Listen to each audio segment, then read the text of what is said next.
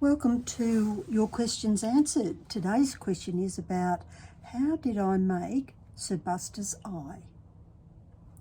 All it takes is a trip to the hardware store or even the craft store, collect a few items, and away we go. So let's have a look at how that's done.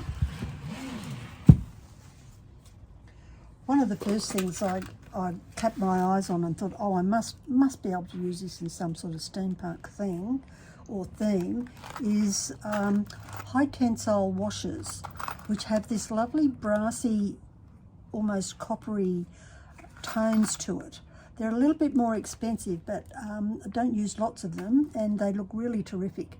So the hole in the middle is about 1/2 inch or 12 and a little bit millimeters.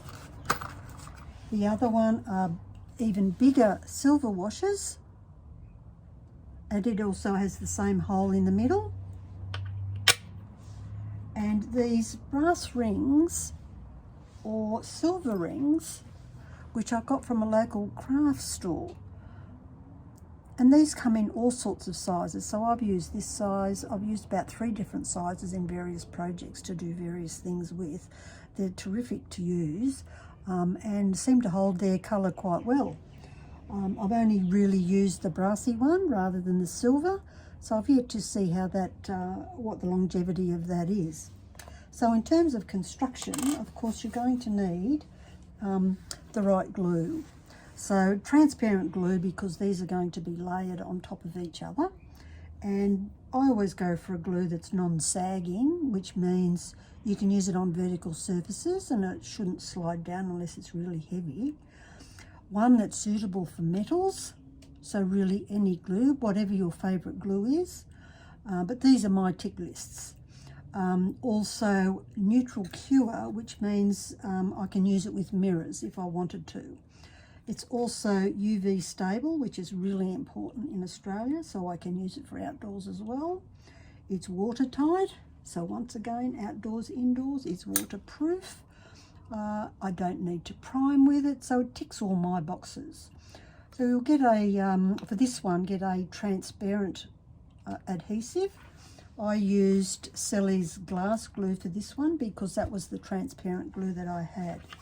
So the first part of the construction is to grab this big washer, add some glue to this brass washer, pop it on the top there, then get this little guy, which is a little more tricky. So I ended up using the little baggy method. So I had a tiny little hole and I could squirt the glue around this edge here or around the edge of that, and then just pop that on the top there. And it's all a perfect fit. Then you can just pick whatever colour eye you want. For Sir Buster, I used a iridised bead. These are 12mm beads. We all know and love these. They're fantastic. I use heaps of them.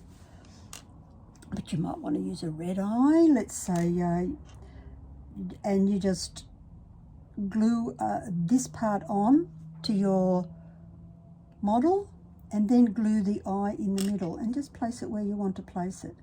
And there's the smidgiest of room in there to put grout if you want to do it, or just cover that hole with glue and you don't need to grout it at all. I haven't grouted Sir Buster, and there you have the perfect little eye.